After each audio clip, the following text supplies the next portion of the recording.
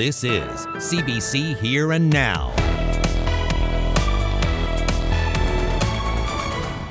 It's supposed to be a happy time bringing home a new baby, but struggles faced by new and expecting parents are more common than you might think, especially in this province. I definitely questioned myself and thought, what is wrong with me? Why am I feeling this way? One mother's mission to create connection, that's coming up.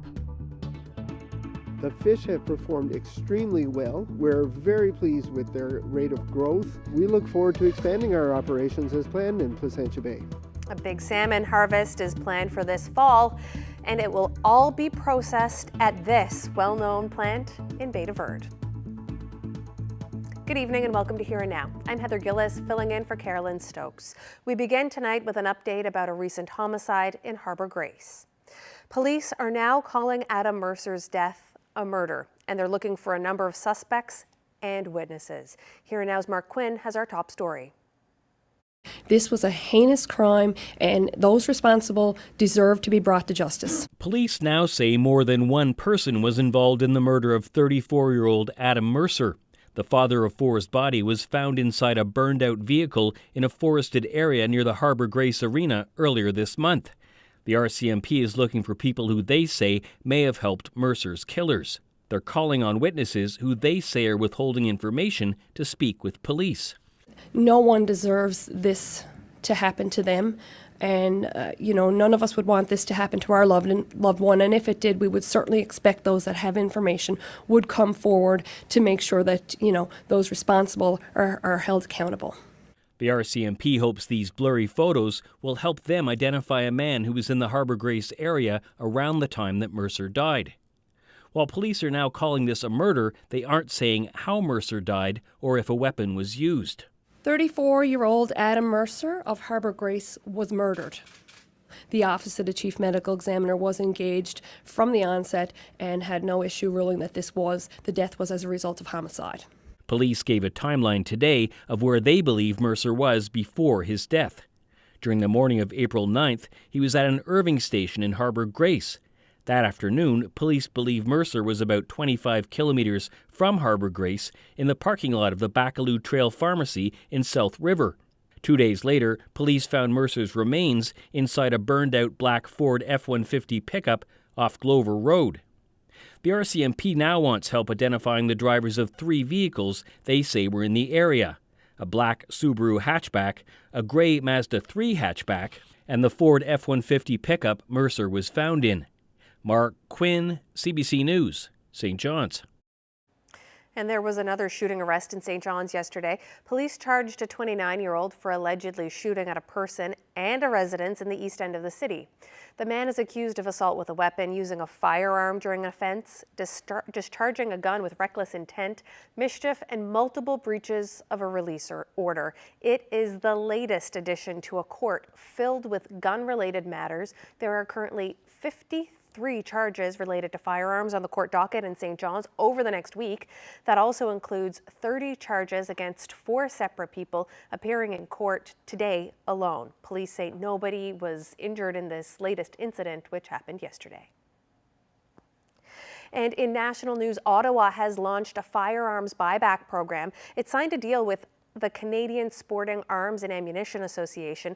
That association has agreed to work with government, which will compensate businesses that surrender banned firearms. Public Safety Minister Marco Mendicino announced the deal today, calling it a significant milestone. It goes without saying that this is a very difficult debate, that there's a lot of toxicity when it comes to debating good, smart gun policy, and I have no doubt that despite that they are committed to coordinating with firearms owners and vendors to see that 11,000 bought back. The firearms at the center of this agreement were banned after the 2020 mass shooting in Nova Scotia.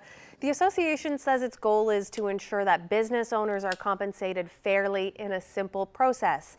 But it's already voicing concerns about a perceived lack of an implementation process. The first phase of the buyback program will start later this year. The second phase will focus on individual firearms owners and won't involve the association.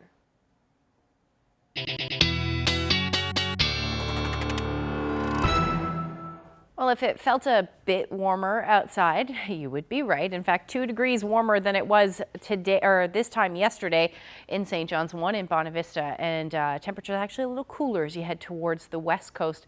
About 3 degrees cooler in Corner Brook and 2 in Lab City. So it's still pretty chilly out there. We're still sitting under that ridge of high pressure. This blocking pattern still very much in place, but a bit brighter out there along the northeast coast, and you can really see that on the live look out there. Currently sitting at 2 degrees in St. John's, still a bit of a wind chill out there. -4 is what it's feeling like, and that's because those winds are gusting around 46 kilometers per hour out of the northeast. And if we take a look at the weather headlines as we head through to tomorrow, oh, that disappeared. Anyway, the weather headlines as we head through to tomorrow, we may see a glimpse of the sun here in the metro area. That will be lovely. And there's some rain on the way for parts of Labrador. I'll have all the details coming up. Thank you, Ashley. Welcoming a new baby is supposed to be an exciting time, but for some, bundles of joy bring a bundle of stress and uncertainty. That new parent anxiety happens more on average in this province, and the pandemic has only made it worse. So where do people turn when they're struggling? Here Now's Henrika Wilhelm reports on one new mother and her psychiatrist and how they're working on it. When Krista Burton expected her daughter in 2018, she was over the moon. But during her second pregnancy, things were different. I knew that something had to be up because instead of feeling excited, I felt a feeling of dread, and it was really, really hard to process that. I thought, what is wrong with me? Why am I feeling this way? You know, I did it the first time, I should be able to do it again. Feelings that took time and a lot of support to come to terms with. Burton was fortunate to find support in family. Professional help came with a diagnosis, prenatal and postpartum depression. It was a relief. I guess it confirmed that what I was feeling was real and valid, and with that diagnosis, I was able to then accept what was happening to me and work on a plan to get better. Burton isn't alone. Perinatal mood and anxiety disorders is an umbrella term for mental health struggles during pregnancy and within a year after delivery. About 20% of people are affected worldwide. In Canada, that number is slightly higher, 23%. In the province, higher still at 28%. For so many reasons. We're talking about isolation, geography, stigma, awareness, education, resources. You know, where do you go if you are feeling this way? Vidya Sankar helped Burton and does the same for others as a psychiatrist and chair of the Provincial Perinatal Mental Health Alliance. It aims to connect people, improve resources, service delivery, awareness and education through government advocacy. We definitely need the support and funding for a lot of these resources, education, health systems, and improving research. You know, there isn't a lot of information. There has been some really great research done from Memorial, but we need more. There are a lot of strengths in the province, and we also have a lot of weaknesses. And so it's trying to figure out what are the needs of the families here and coordinate an approach that will help fill the needs for families, for parents, for grandparents, for support people, for healthcare providers, and really get it right. Burton also wants to help others. She started nonprofit organization Mothers of Avalon, which supports struggling parents. I couldn't help but think about the people out there that didn't have the same support as me, that were on their own, single parents, perhaps didn't even have a family doctor or were on a wait list to see a psychologist. How on earth are they surviving on their own? Burton says many new parents feel isolated. She thinks conversations still need to be more open to reduce the stigma, and she urges people to check in on the new parents in their lives. Henrika Wilhelm, CBC News, St. John's. In other news, the provincial government says it will not implement the recommendations of last year's task force on regionalization. It says the province's population is too spread out and isolated to bring in another layer of government. we really did try to make a regional governance structure. And I really wanted this to work. I really did. And when we looked at it to figure out the space that we had with the population that we had, without folding the tax revenue generated by municipalities into a regional structure, we could not make it functional at this time. Last year's report recommended regional governments to deliver services for about 25 regions, particularly unincorporated communities and local service districts. Today, the province announced a different approach. It includes $500,000, and it is reviewing the Regional Services Board to see if there's a way that they can take on a bigger role. Rob Greenwood is the director at the Harris Centre at Memorial University. He was supportive of last year's plan. Today, he's not sure if he agrees with government's move. The real question for me is the cost of not doing this, because I certainly accept if they've done that analysis and done the numbers, that would make sense. But I believe in the medium to long term, the cost of not doing it will be even greater. And the provincial government will have to step in and bear that cost of delivering service delivery directly in those communities, even more than it does now. Municipalities Newfoundland and Labrador consulted on the original report. President Amy Cody says she's disappointed about the change because of all the work that went into it. The positive thing for us is that there is movement, and we will work with the department and continue to work with the department to provide what we can to our membership because they need help, and that's the key focus here for us, is to find help for our municipalities so that we can remain sustainable. In other news now, a rapidly growing player in this province's aquaculture industry is preparing for a big milestone this fall. Its first ever commercial salmon harvest, and Grieg's plan for processing all that fish is making waves. Here and Now's Terry Roberts reports. There are millions of fish in these cages off Maraschine Island, not far from Southern Harbour. They're growing fast, and by this fall, each will weigh about 5 kilograms, the perfect size for the dinner plate and a hungry market in the United States. The company behind this project says these Placentia Bay waters are ideal for growing salmon. The fish have performed extremely well. We're very pleased with their rate of growth and their health. And we look forward to expanding our operations as planned in Placentia Bay. For years, Grieg signaled that fish would be processed here at Ocean Choice International's plant in St. Lawrence, not far from Grieg's sprawling hatchery and grow-out facility in Marystown, where the fish are grown to about a quarter of their full size before being moved into sea cages. But recently, Grieg announced a different plan to process the fish here in Bay de Verde. We certainly understand and take into account the disappointment in St. Lawrence and the disappointment with the workforce. The Quinlan Brothers plant is a major player in the crab industry. Rebuilt following a devastating fire 7 years ago, a large section of the building was left unoccupied for future use. So when Grieg went looking for a company to process its fish, it found a willing partner in the Quinlan brothers. The Quinlans are investing $15 million to establish a salmon processing line, expected to be ready when the first fish come out of the water in October. 50 workers per shift. This plant employs hundreds of people, including a large contingent of foreign workers from Thailand. If the Grieg partnership works out, processing will occur throughout the year instead of seasonally. It'll do about 5,000 metric tons of salmon beginning this fall, and more than 6 times that amount once Grieg reaches peak production. We'll grow Placentia Bay in a really cautious, careful manner. Did what a lot of fish merchants would do, and that would be go to the lowest common denominator for cheaper rates. But the Fisheries Union believes all that processing work should be done in St. Lawrence, as promised, and not a non-unionized plant in Bay de Verde.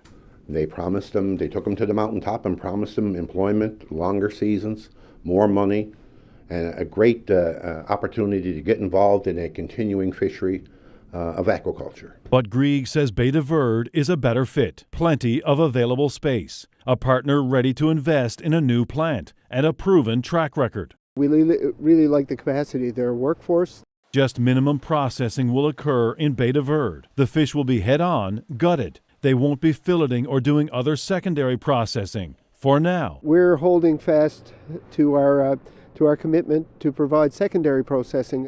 Grieg has so far invested nearly $200 million into its NL operations, $5 million in the form of a loan from the province. So far, Grieg's salmon farming operation employs about 100 workers, but that number is expected to grow. Terry Roberts, CBC News, Bay de Verde.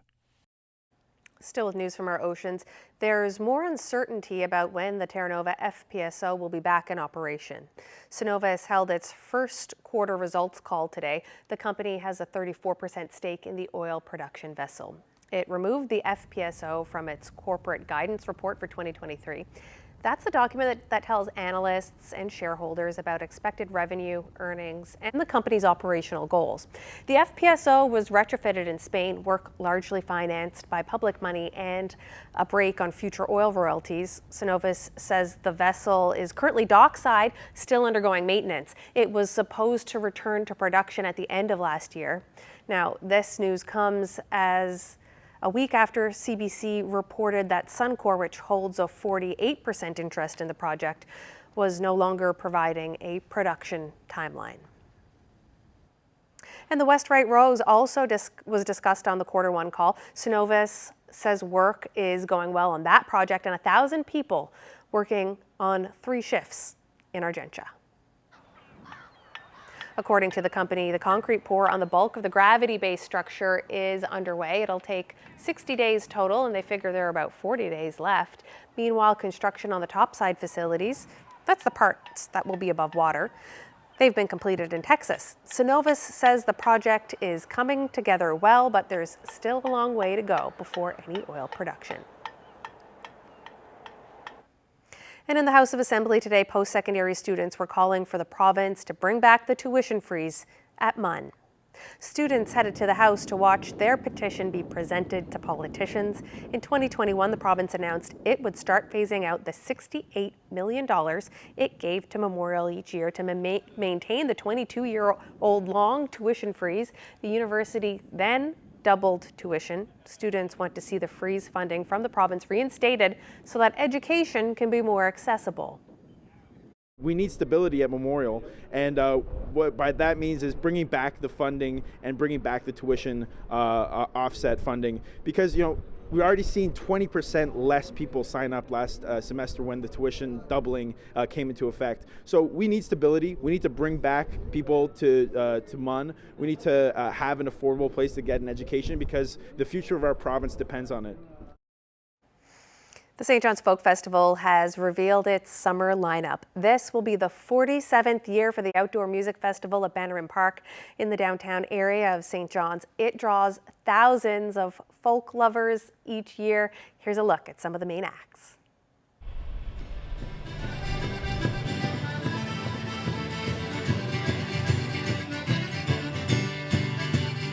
Opening the main stage this year will feature music from Shanna Brown. So right when the gate opens, Shanna Brown will be hitting that stage.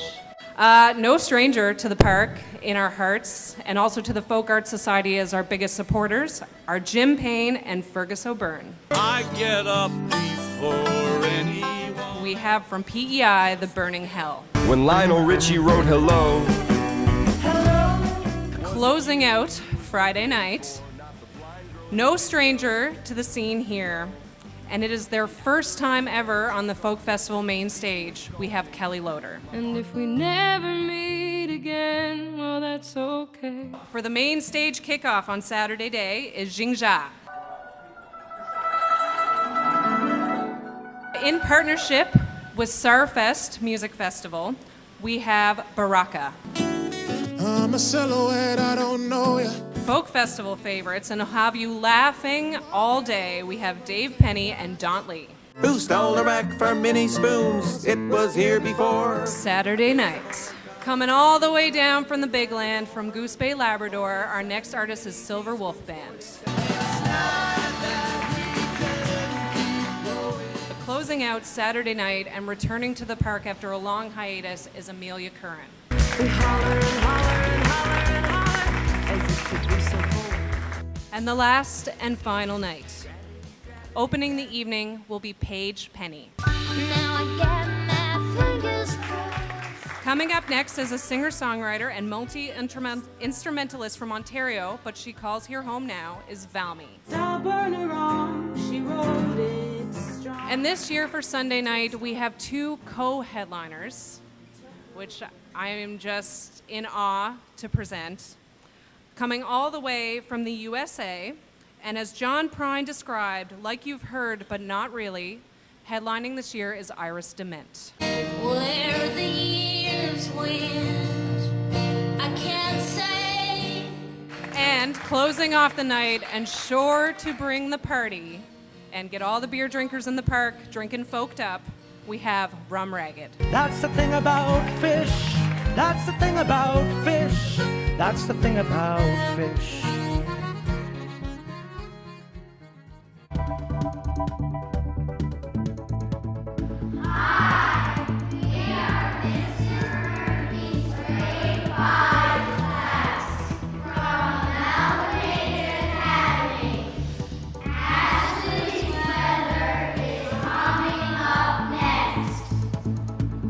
I just felt it was wrong in what you were portraying, that we didn't care. I'm here to tell you that I do care. If you care, you have an obligation to help. You're elected to this House of Assembly to help. A war of words at the House of Assembly today. The MHA for Torngat Mountains delivers a fiery plea to support a part of the province she says is rife with inequity.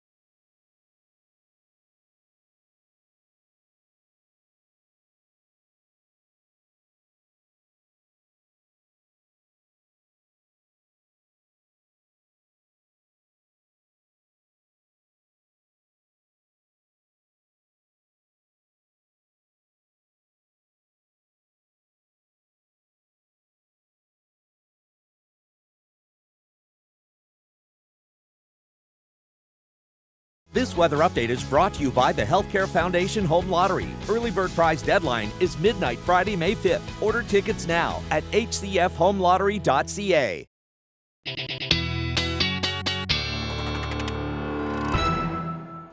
Well, welcome back to the show. Ashley's here now. Talk about the weather, more of the same in store? A little bit of more of the same. I do see a bit of change in the forecast for tomorrow, so that's good news. Well, let's see what happens. Let's take a look at where we sat overnight and this morning. So hovering around the 0 degree mark for most of us, a little cooler in Twillingate and Lassie, and then along the south coast between 1 and 2 degrees. Those temperatures up across Labrador, though, were hovering. Coldest was actually in Lab City. Well, that's where we saw the biggest jump in temperatures. 11 degrees today in Lab City. In fact, Churchill Falls took the spot again today at 15 degrees. That is the warmest temperature recorded so far this year. And then temperatures as you head towards the west coast and along the south coast again, staying fairly warm. Now, Port aux Basques only reached a high near 6 degrees today. That's because your winds were on shore for a little bit of that, but hanging on to those temperatures into the single digits. But 4 degrees in St. John's today, so it did feel a tad warmer. But if you take a look, there is plenty of blue sky out there. I know we're all complaining about the RDF in and around the northeast coast, but there is lots of sunshine and lots of spring to be found out there, and that's generally going to continue as we can see this blocking pattern still in place. So temperatures are starting to drop now down to 6 degrees in Corner Brook at the moment, and about still sitting around 11 degrees in Happy Valley Goose Bay. Other than that, there's not a whole lot happening. Now, know what happens as we head through the overnight and into tomorrow. We've been talking about this constant northerly flow or onshore flow. We'll see a bit of a change in that as we head through the overnight and into tomorrow. More northwesterly winds, and I do think that there's a chance we may even see the sun peek out at times tomorrow in the metro area. I'm sure lots of people will be happy about that because we are getting on quite a few days, and that does kind of takes a toll on you. Let's just say that. So right now, satellite radar, all satellite because there's no radar, still not up. It hasn't been since the beginning of April, or middle of April, I should say, for the Holyrood radar anyway. But we still have lots of satellite pictures, and we can see that cloud cover moving in from the shore. Otherwise, the snow is decreasing on the satellite, so that's also good news as we head through the first half of spring. Now, as we head through the overnight tonight, we're going to see those clouds fill back in again, which is what's typical through the overnight. And then for Lab West, you're looking at the chance of some showers through the overnight and into tomorrow morning. They shouldn't amount to much, but you could see some heavier showers as you get towards the morning hours tomorrow. Now, temperatures overnight tonight are going to stay into the minus single digits. The fog patches should stay offshore. But for the most part, still looking at that chance of some showers, maybe even some flurries and some freezing drizzle. Not what we've been seeing, but that risk still there. Further away from that, partly cloudy skies, this story. And again, going to keep the chance of some showers in towards the morning hours for Lab West. Now, future tracker into tomorrow. Watch what happens as we get into mid-afternoon. There's a bit of a break in the cloud cover, finally. So this is when we'll see that best chance of seeing that sun, or at least a glimpse of the sun for the metro area, and then some showers will linger. So some more cloud cover than you've been used to in Lab West over the next couple of days. Now, as far as temperatures tomorrow, still hovering around 1 degree in St. John's. That's towards the coast. Further inland, though, we should reach 7, 8, 9 degrees through the day, which will be nice. As you head towards the west, similar story as it has been for the past couple of days, and up across Labrador as well. Now, going to keep temperatures a bit cooler, but still in the double digits for the west. So that's your forecast. We'll look ahead when I come back.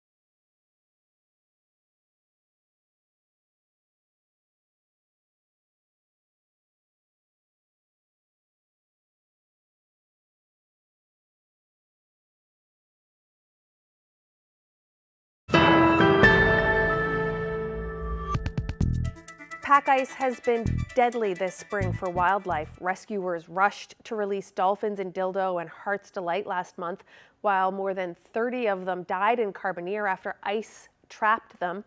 A handful of loons in Chance Cove were facing the same fate until Karen Goss and volunteers with Rock Wildlife Rescue stepped in last night to save them.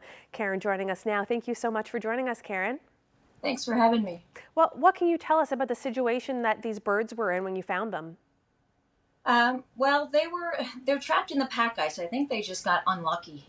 They come in, a lot of times loons will come in, going back to their regular ponds. They're not open yet, so they'll find any open water, usually ocean early in the spring, to land. And I think the prevailing winds were just onshore and they got unlucky and the pack ice just drifted them in so that they were trapped. Why is ice, like pack ice, dangerous for the loons?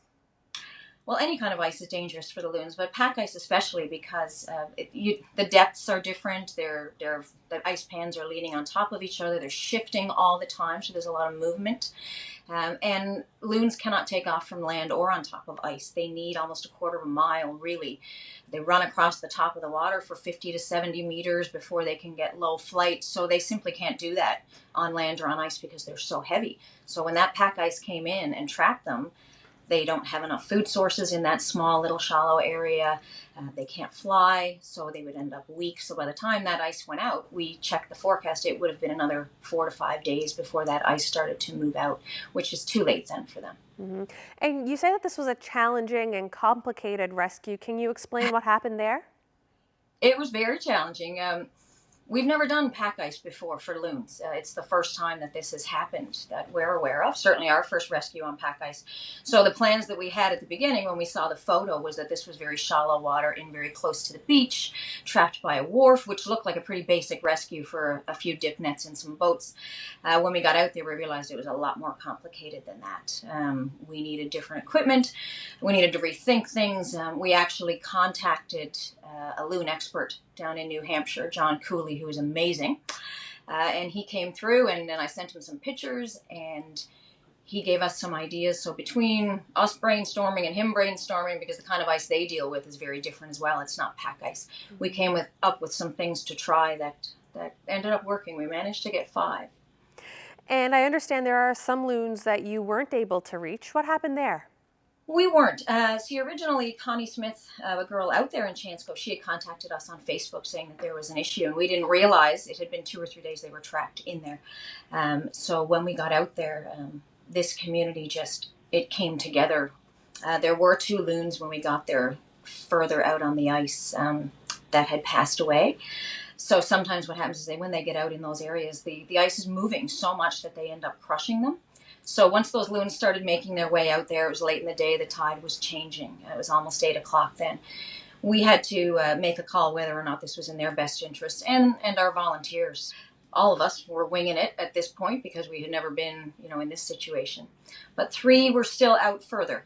They were a little bit younger. So they're still there. They have moved back in to the smaller area by the shore. So we are going to make another attempt if the ice doesn't move off.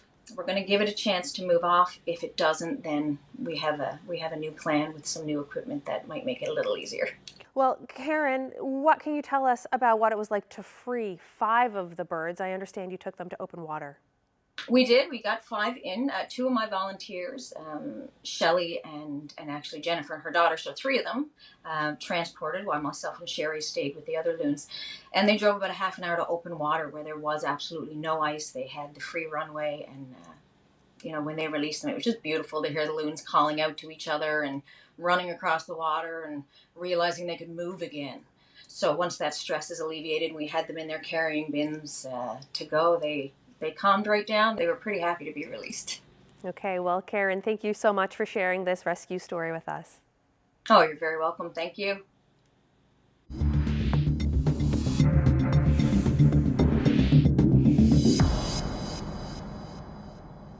The MHA for Torngat Mountains, delivered an impassioned speech at the House of Assembly today about inequity in her region. The moment came after MHA Brian Ward took issue with Leela Evans for implying people don't care enough about suicide rates on the north coast of Labrador. War says Evans was wrong to say that and said government has done considerable work when it comes to suicide prevention. Here's a part of Evans' response. In Nunavut, Northern Labrador, the Inuit women have a 31.5% higher rate of suicide than on the island. In the reports that we've seen, 20% higher in Labrador, but on the North Coast, we have a significant higher rate of suicide. And what it is when you look at all the issues that's been brought forward by the Inuit and by the Innu, it is about really what's at the root of suicide. For our women, we also have missing and murdered Indigenous women and girls. Why do we have an acronym for that? Why did we have to have a huge inquiry into the missing and murdered Indigenous women and girls in Canada? It was because of inequity. Inequity where women actually didn't have access to safe and adequate housing, did not have adequate ability to heat their homes and protect their children and actually feed their children. Food insecurity, housing. I spoke earlier what contributes to suicide. The federal housing advocate actually came to my district. And you know what she said? She has nightmares. She has nightmares. In my district, since I got elected in 2019, there's been very little to do with housing. There's been very little food security. This government took off the freight boat from the island, and we look at the prices now. The prices in the stores, people can't afford to feed their children. We look at electricity. We are punished for being remote. We are punished because we rely on diesel. And so what ends up happening is to prevent us from using electric heat in our houses, basically the rate goes up to 19 cents a kilowatt hour. I've actually listened to both sides of the house talk about the price of electricity because of Muskrat Falls is going to go up to what? 15, 16 cents a kilowatt hour, and everybody was outraged. Oh, how are we going to heat our houses? People are going to be frozen out their homes. We actually cannot heat our houses with electricity in Northern Labrador. That is not right. And so when I talked to Newfoundland and Labrador Housing, they said, oh, well, you know, we want them to use alternate sources, such as like Hollywood and heating their houses with stove oil, furnace oil. But you want to know something? We can't afford the stove oil. A senior does not have the ability. I talked this morning. You want to talk about caring. If you care, you have an obligation to help. You're elected to this House of Assembly to help. So if you care, Order, please. Help. Order, please. You want to finish up your remarks pertaining to the point of order? I can go all day. I can go all day about disenfranchisement. I can go all day about really what's at the root of suicide. So I do understand that we're all human beings and we do care. But at the end of the day, if you're elected as an MHA to represent your district and the province of Newfoundland and Labrador, you also have to help the most vulnerable. And in my district, we have the most vulnerable.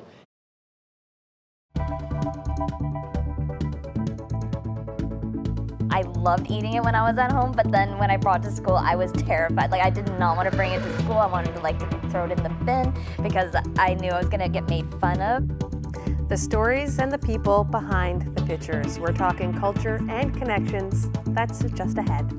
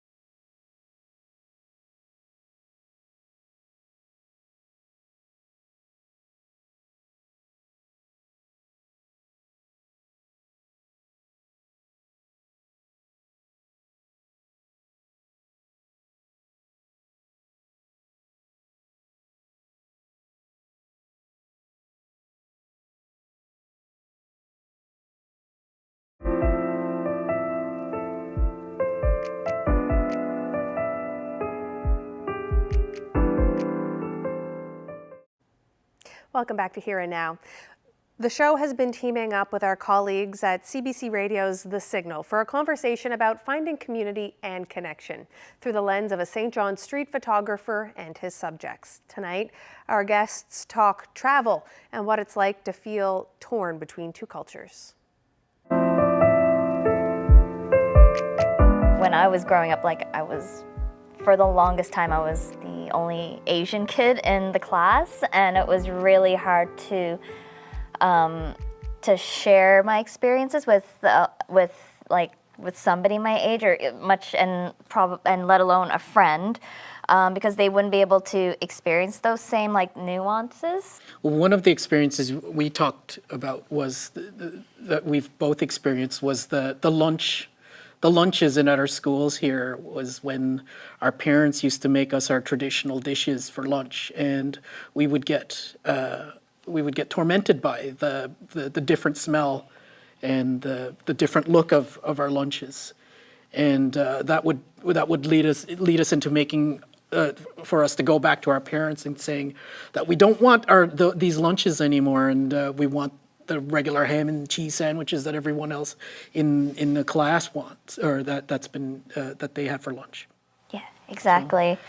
So. I think so that's a big one for me was food being brought into school from home, where I loved eating it when I was at home, but then when I brought it to school, I was terrified. I did not want to bring it to school. I wanted to throw it in the bin because I knew I was going to get made fun of,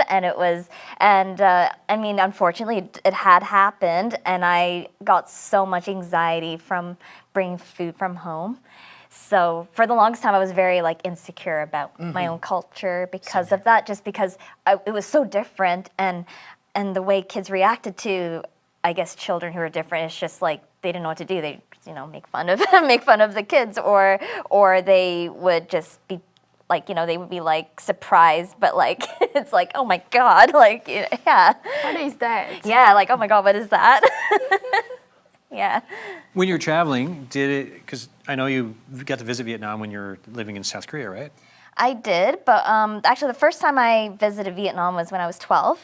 So I was I went there with my mom.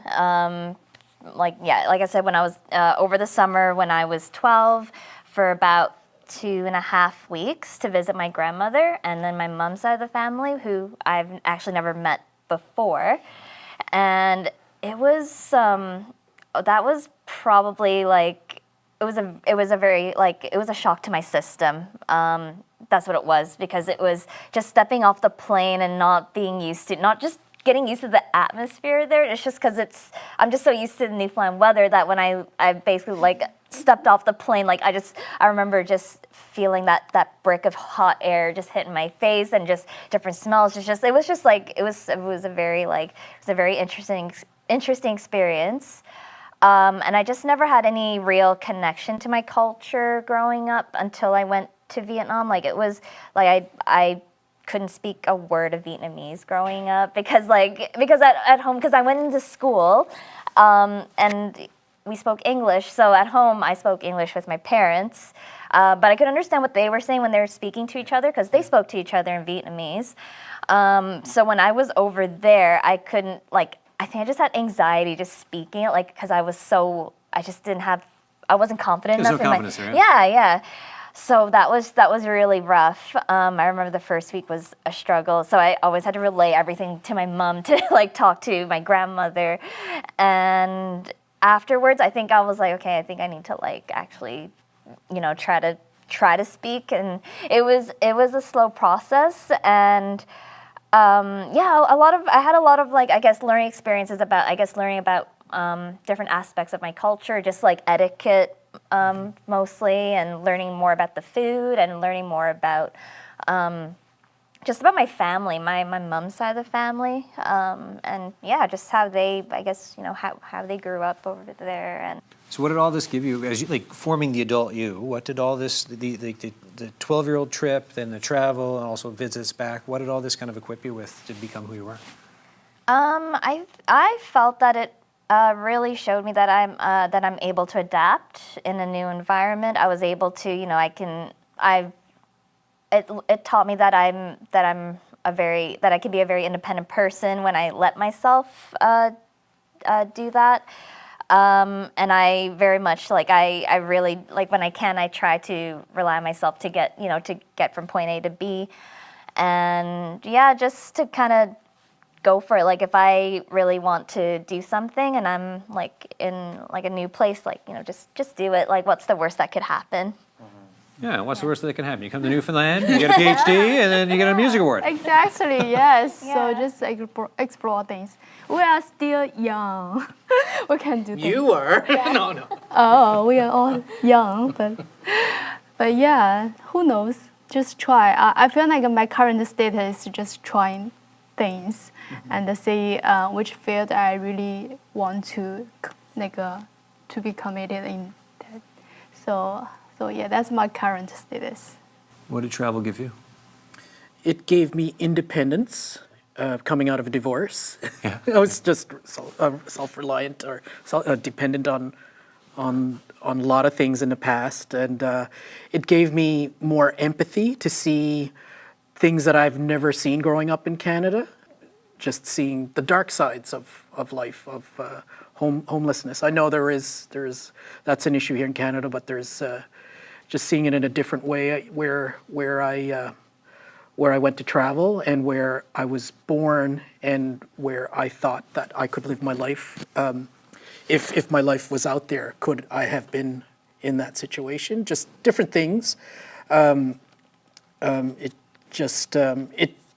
helped me want to know more about my culture, and also with the photography journey as well. Like they called it street photography, just going out and capturing things, seeing your experiences through the glass, helped me meet people, come out of my shell to be able to talk and hear other people's stories.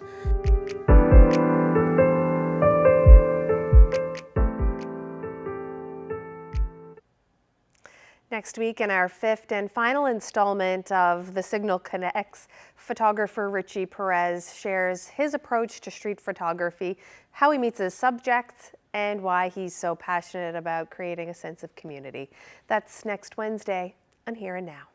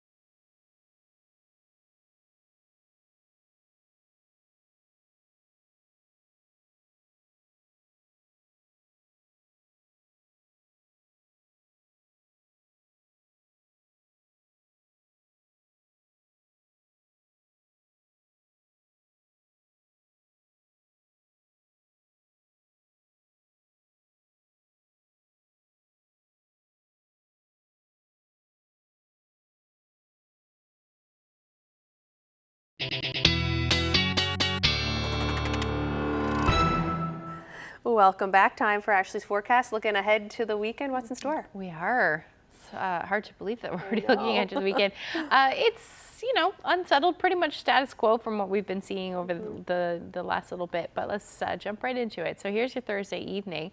You can see that area of low pressure offshore, but the winds shift a little bit. They're going to be more northwesterly for some areas, but I do think we'll see a bit more shower activity as we head through the day on Friday along the northeast coast. We may even see a few flurries in the mix as well, but overall this pattern just generally continues. Now temperatures may be a bit cooler because the ridge of high pressure is not quite in place anymore, not like it has been anyway. So temperatures will be between 4 and 9 degrees across most of Labrador, and then across the island between 2 and about 8 degrees. Still warmest temperatures though will be in the southwest. Port aux Basques will hover around 8 degrees with some sun in the forecast for your Friday. Now looking ahead to Friday evening and into Saturday, again, still seeing the northerly flow, but again, some of that moisture pulling away as we see northwesterlies in the mix. So what this means essentially is that we likely won't see that dense cloud cover that we've been seeing. And in fact, across most of the Big Land, you're looking at some sunshine into the afternoon hours on Saturday. And we may even see that peak out again across the island. Now temperatures are going to stay cool again, 3, 4, 5 degrees across the coast, but dropping a little bit. So only about 6 or 7 degrees for the west and south coast of the island. Labrador, though, back into the double digits in Lab City as we head through to Saturday afternoon. Happy Valley, Goose Bay, single digits it looks like at this point, but you're still looking at that chance of sun. Now the long range forecast is looking a little bit drier as we head through the end of the weekend, both Sunday and Monday, with cloudy periods, but daytime highs still sitting in the low single digits, I should say, between 3 and 4 degrees, but hopefully drier, just cloud cover, and maybe even a few peaks of sun in the mix there. We're going to keep our fingers crossed for that one.